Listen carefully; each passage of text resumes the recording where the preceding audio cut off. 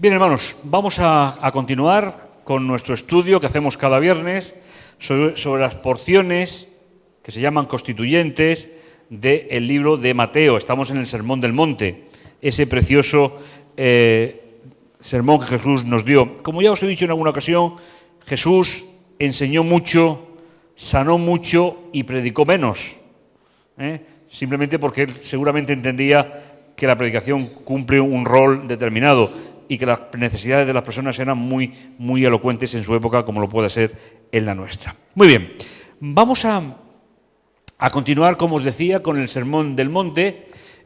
Vamos avanzando, como os decíamos, estamos en el Sermón del Monte, Mateo de 5 al 7, y Jesús presenta una idea que ya estamos acostumbrados a ella, que ya vamos estudiándola y reflexionando. Jesús presenta, sobre todo en estos capítulos, la superioridad moral de su mensaje con respecto no solo a la cultura de la época, sino también a cualquier otra cultura de cualquier otro tiempo. Por eso se queda o ha quedado en la Biblia. Simplemente, como cada comienzo del programa, reflexionamos en dos ideas que nos parecen fundamentales para recordar, para volver a traer de nuevo a la memoria.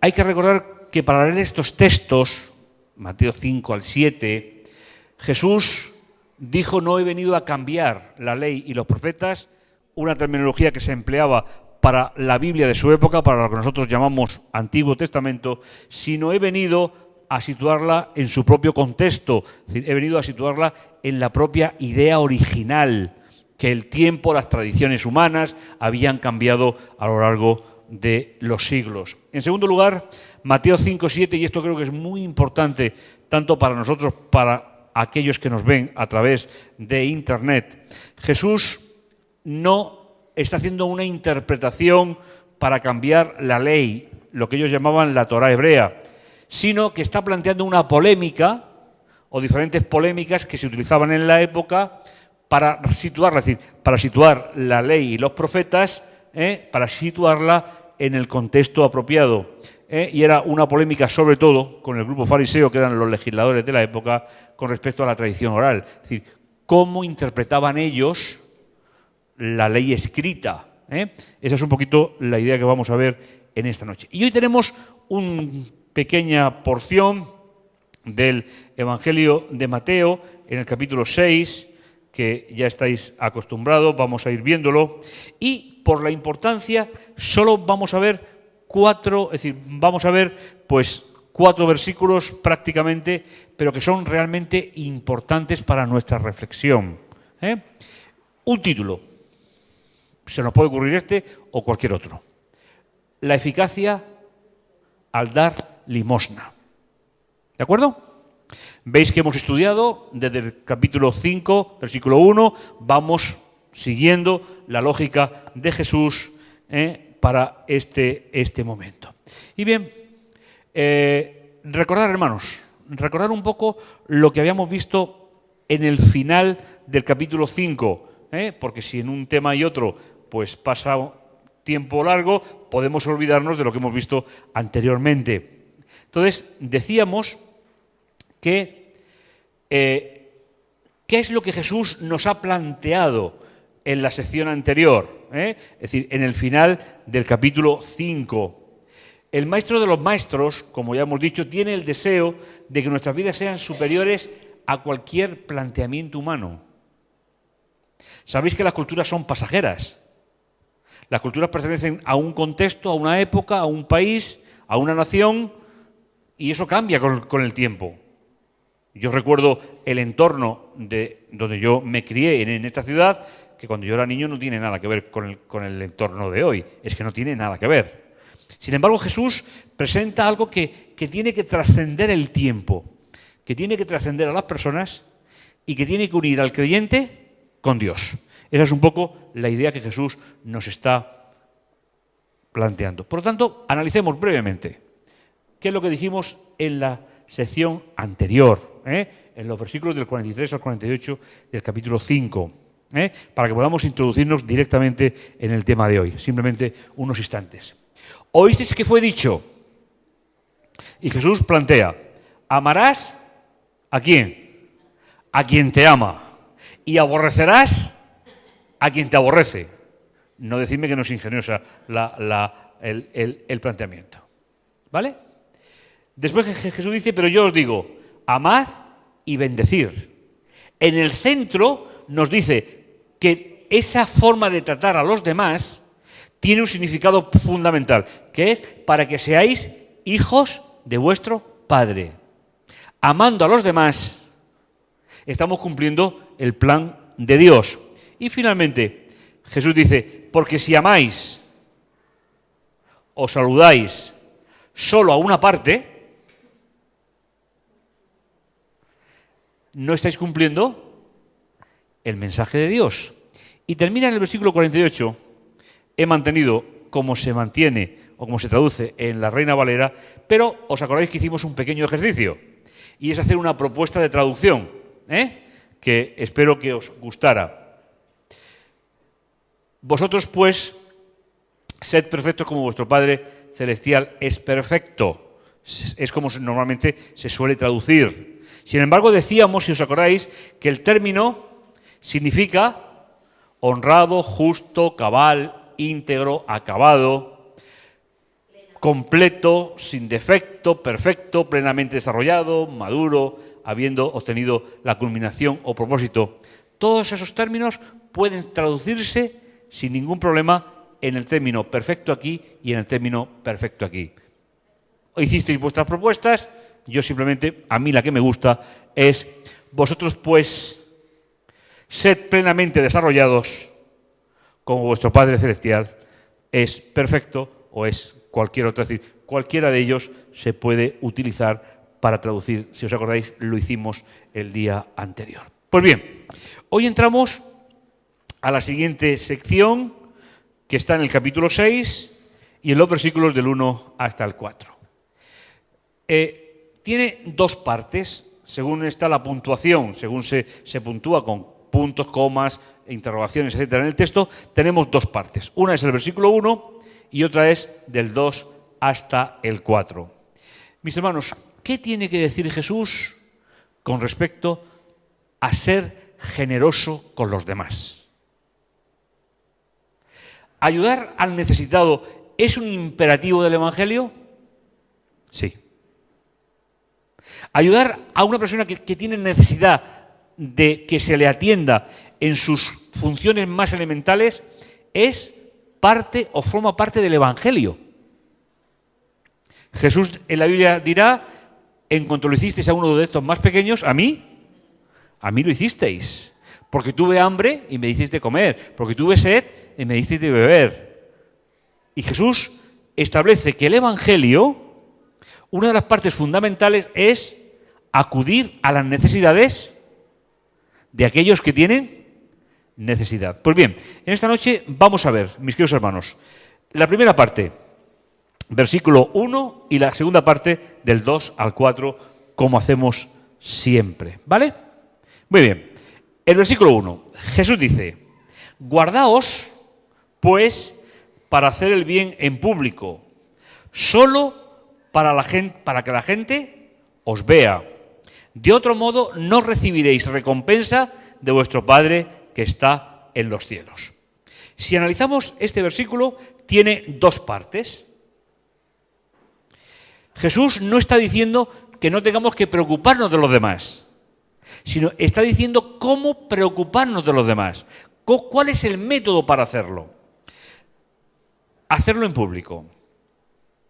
Era una costumbre en la época que cuando se hacía benevolencia, cuando se ayudaba a alguien, pues prácticamente si hubiese existido los periódicos o televisión, se anunciaba y se hacía público. ¿Es malo eso? Bueno, Jesús va a dar un consejo diferente. Jesús nos va a ayudar a que veamos que tenemos que respetar la individualidad de la persona a la cual estamos ayudando. Y eso me parece muy importante. Jesús dirá, si lo que buscamos es hacer el bien públicamente, para que las personas nos vean, para que las personas nos identifiquen como buenos creyentes, El Señor no tiene la intención de apreciar, por decirlo de una forma sencilla, de apreciar o de dar recompensa, tal y como aparece en el texto. Mis hermanos, cuando ayudamos a otros, ¿esperamos recompensa? Pues eso es un poco la idea que me gustaría que en esta noche, en este momento, pudiésemos reflexionar en cuanto a ello. Y Jesús va a pasar directamente, en los versículos de 2 al 4, va a pasar a explicarnos cuál es la forma ética, la forma correcta de compartir lo que tenemos con las personas que lo necesitan. Y me parece, hermanos, que no solamente se podría referir a aspectos materiales, también se podría referir a aspectos espirituales, que las personas también lo necesitan mucho. Muy bien, veamos primeramente el versículo 2 y luego del 3 al 4, repito, cómo aparece la puntuación en los textos originales. Muy bien, el versículo 2 es largo, tiene bastantes partes y nos va a situar un poco la idea de Jesús. Y luego veremos del 3 hasta el final. Dice el versículo 2, primera parte: pero, por lo tanto, cuando hagas limosna, cuando des limosna, Jesús ya nos ha dicho, hazlo en privado y Dios actuará en tu vida y en tu corazón como Él crea oportuno.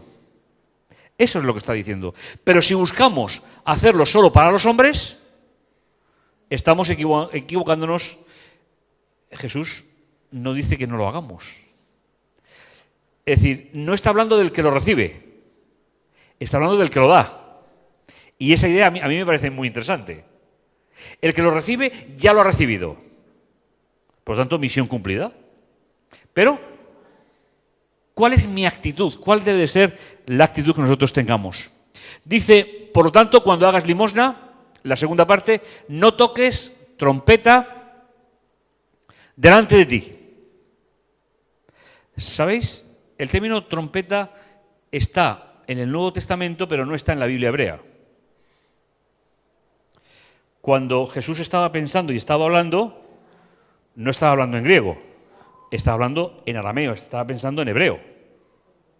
Y ellos tenían un instrumento que era el cuerno de un macho cabrío, que es el que utilizaban para llamar a la congregación, para avisar de que había un evento, o bien en el santuario, o bien en el pueblo, o cualquier otra actitud.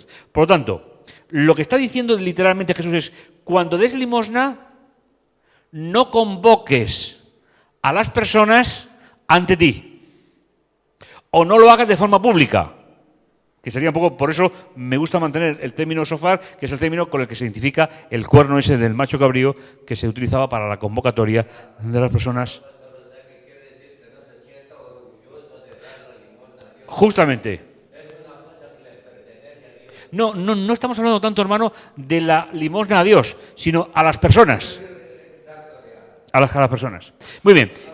Y en el centro utiliza algo que es muy bonito, es muy interesante, que es lo fundamental de esta sección. Como los hipócritas hacen en las sinagogas y en las calles. De nuevo vuelve a aparecer un término que es muy curioso, un término que me gusta mucho. El término del cual nosotros traducimos el término hipócrita, en la época de Jesús no tenía el significado que tiene para nosotros. En la época de Jesús tenía un significado completamente diferente.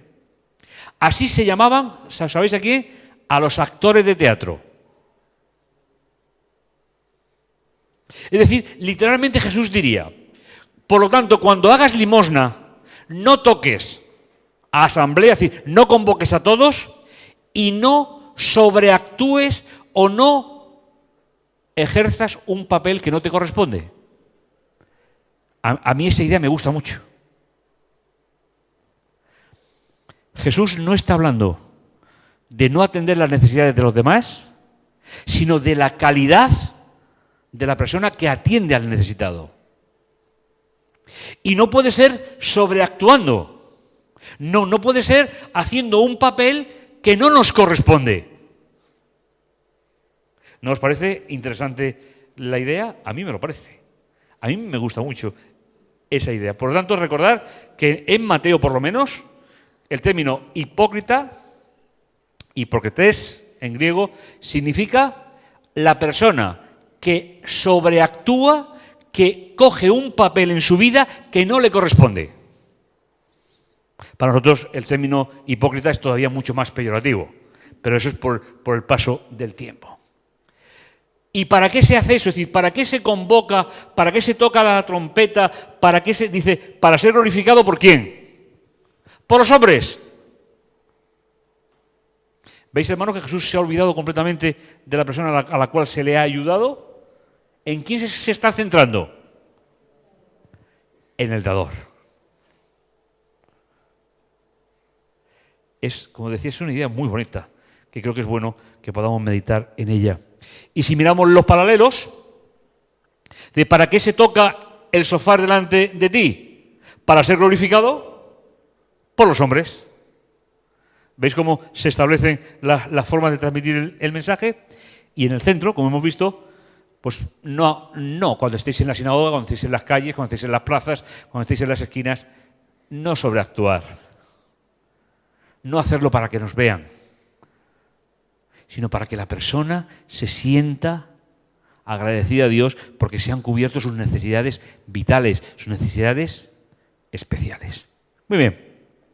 Y finalmente, ¿tiene razón cuando dice que si lo que buscamos es el favor de los demás, lo hemos conseguido? Lo dice aquí. ¿Están recibiendo entera el qué? La recompensa. Sin embargo, mis hermanos, ¿qué es lo que hemos visto en el versículo 1? No recibiréis recompensa de parte de quién. De parte del Padre. Pero sí recibiremos recompensa de parte de los que van a venir y decir, qué generoso eres, qué dadivoso eres. Pero mis hermanos, ¿es que ese es el motivo de ayudar a los que necesitan? Fijaos qué bonita es esta forma de entender el problema, de poder disfrutar de él. Y bien, mis hermanos, en los versículos 3 y 4, Jesús nos dice la forma correcta de actuar. Sigue hablando de quién, del que da, del que comparte, no del que recibe. El que recibe ya ha recibido. ¿Vale? Entonces, Jesús dice, versículo 3, que en el original no tiene ningún punto y coma, no tiene ningún coma, es todo una porción completa. Cuando socorras a un necesitado, ¿veis? En el versículo 2, lo que no tengo que hacer. En el versículo 3 y 4, lo que tengo que hacer. ¿Cómo hacerlo? ¿Cómo darle dignidad a ese acto de generosidad? Cuando socorras a un necesitado, hazlo de modo que tu mano izquierda ni siquiera sepa. A ver, hermanos, pensar un poquito. ¿Cuál de las dos manos actúa? ¿La izquierda o la derecha? A ver, miradlo en el texto, es muy interesante. Entonces, ¿quién lo hace? ¿La izquierda o la derecha? La derecha. Porque en la mentalidad hebrea, la mano derecha es la mano de las bendiciones. ¿Sabéis? Ya os he dicho muchas veces, en la Biblia ni sobra ni falta ni una palabra. Todo está hecho según una exactitud de parte de Dios. Entonces dice, fijaos, si leéis el texto, cuando socorras a un necesitado, hazlo de modo que ni siquiera tu mano izquierda sepa lo que hace la mano de las bendiciones, sepa lo que hace la derecha. ¿Sabéis, mis hermanos? Yo me pregunto, cuando los que estaban con Jesús escucharan estas palabras, ¿qué pensarían de Jesús? Tal vez pensarían, bueno, si yo doy una limosna a alguien y nadie lo sabe, ¿para qué sirve? ¿Para qué sirve? Para que la persona necesitada sienta el cariño y el apoyo ¿de quién? Del ser humano y de Dios. Porque Dios nos utiliza a nosotros para paliar las necesidades de aquellos que tienen necesidades.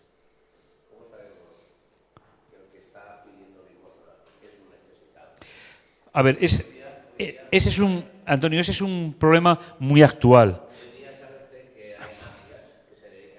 Sí.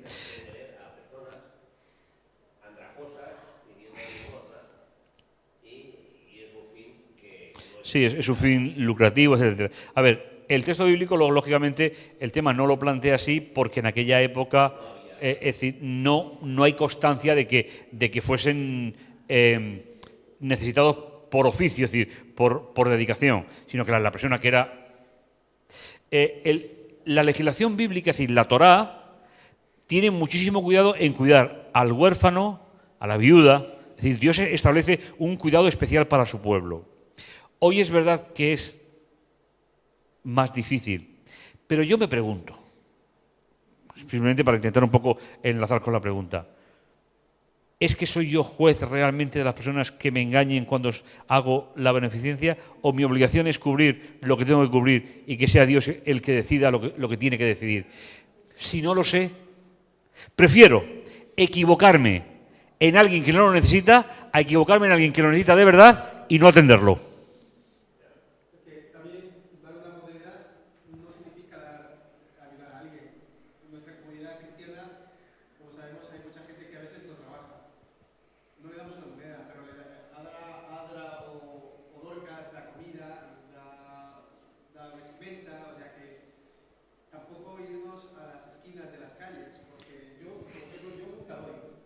Bueno. Yo nunca doy porque sé lo que hay, ¿no? Pero sí que estoy atento a la hermandad, que le hace falta un vestido, le hace falta comida. Entonces tampoco hay que irse tan lejos para ver la necesidad de Pero nos podemos encontrar con alguien que se nos cruce la calle y que tenga necesidad. Yo creo que es mejor, creo. Yo en sentido creo que la necesidad por lo regular la tenemos todos. En más o menos escala.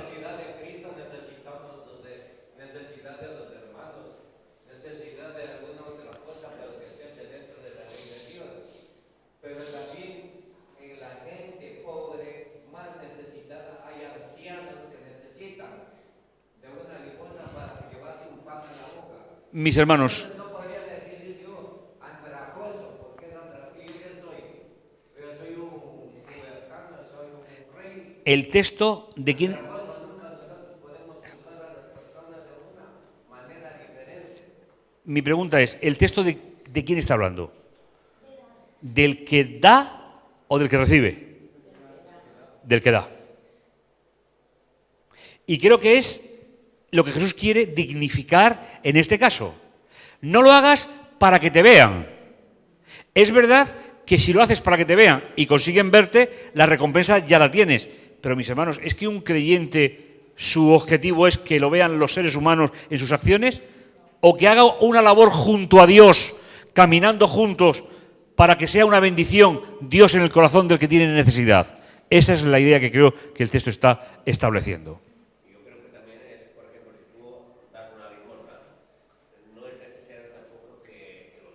No, si es lo que está diciendo. No toques trompeta para que todo el mundo sepa. No.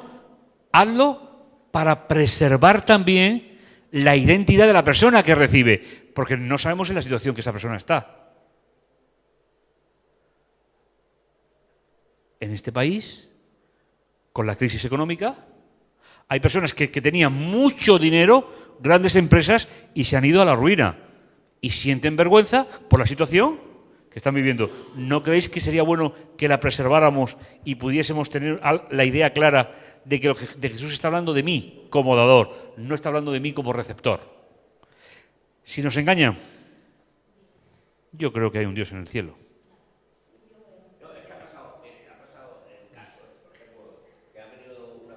Sí. Le has dado una barra de pan, le has dado eso, y después tú has visto la barra de pan que tú le has dado, o lo que tú le has dado, lo has visto tirado en la basura. A ver, eso, Antonio, eso sucede.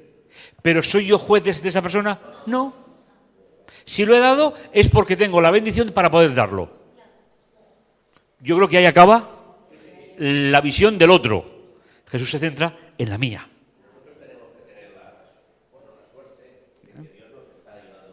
Ya está. Yo creo que esa es la idea fundamental. Muy bien. Jesús dice, después de decir que ni nuestra propia mano derecha ni nuestra propia mano izquierda tengan comunicación a la hora de favorecer a otros, Jesús se va a centrar en la primera parte del versículo 4 y dice: así tu buena obra quedará oculta y tu Padre. Y es ahí, hermanos, donde creo que es bueno que tengamos, por eso está en el centro, que tengamos la idea. Ayudar a otros no significa hacer público la necesidad de esa persona. Hay que salvaguardar la identidad, la honestidad de cada una de las personas. Fijaos lo cuidadoso que es Jesús en este caso. Y dice, y finalmente, y esta idea me gusta mucho, hermanos, dice, y tu Padre que ve en lo escondido, te recompensará. Ahora, hermanos, si vemos la situación en conjunto, como lo habíamos visto en principio, si os acordáis, en el principio decía Jesús en el versículo 1, no recibiréis recompensa de vuestro Padre que está en los cielos. ¿Cuándo? Cuando lo hagamos en público. Sin embargo, ¿cómo termina? Es para que veáis cómo se repiten las palabras. Es decir, esa es la belleza de los textos de la Biblia. Cómo se repiten las palabras. Recompensa al principio y dice, y el Padre de ti que te ve en lo secreto te recompensará. Posiblemente vuestras versiones añaden algo más. Es decir, añaden algo más al final del versículo 4. Eso no está en los mejores manuscritos.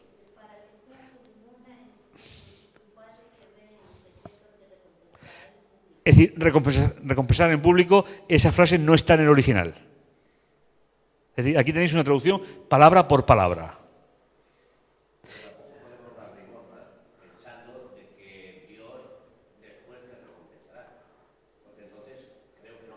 No, pero el texto lo presenta como una afirmación. Tú lo haces en secreto, tú preservas la identidad de la persona a la cual se ayuda y Dios actuará como tenga que actuar, con la persona y conmigo. ¿Veis el equilibrio, mis hermanos? ¿Veis el equilibrio con el que Jesús está actuando? A mí me gusta mucho esta idea. Es un texto que creo que merece la pena que lo analicemos con tranquilidad, con serenidad, que seamos capaces a ver lo que Jesús está diciendo. Mis hermanos, si el Señor va a recompensar, para mí es una consecuencia, no es un motivo. ¿El motivo qué es? La limosna en secreto, que sería la parte, y luego no actuar como hace en las calles, que sea directamente manteniendo la atención sobre la persona. A mí me parece, hermanos, que es un itinerario precioso para que reflexionemos en nuestra vida. Nosotros como dadores, si tenemos la oportunidad de poder dar a otros, porque lo tenemos, pongamos nuestra vida en manos del Señor, de ese Jesús maravilloso. Y Él hará con nuestra vida lo que crea que tenga que hacer. Y yo ante eso no le voy a discutir a Dios, Si Dios tiene un plan para mi vida, yo no se lo voy a discutir. Yo simplemente lo voy a aceptar porque creo que será lo mejor para cada uno de nosotros. Muy bien, ya simplemente como conclusión en el día de hoy, hablar, hermanos, de que en esta ocasión Jesús se ocupa más del que da, del que recibe. El que recibe ya lo tiene. Pero ¿cuál es la calidad del dador? Y es aquí donde Jesús quiere establecer esa relación entre Jesús y el dador para que sea de todo corazón, para que sea un sentimiento de gratitud a Dios por tenerlo y un sentimiento de gratitud porque hay una persona que en ese momento y en ese instante sus necesidades están cubiertas. Y eso también es religión, eso también es hacer compañerismo, eso también es hacer sociedad. Y nosotros tenemos que ser ciudadanos que tengamos una idea clara de lo que es estar junto a nuestro Dios. Yo os invito a que en este momento podáis pensar en algún momento y tal vez cuando volváis a pasar por este texto otra vez, posiblemente ya no lo veáis de la misma forma, sino que tiene muchísima más amplitud para cada uno de nosotros. Yo simplemente os deseo que seamos dadores alegres, que esperemos la recompensa, si es que la hay de parte de Dios, y que preservemos la identidad de aquellos que tienen tantas necesidades, porque en las manos de Dios somos instrumento de Dios para paliar las necesidades de los seres humanos. Que el Señor os bendiga y hasta pronto.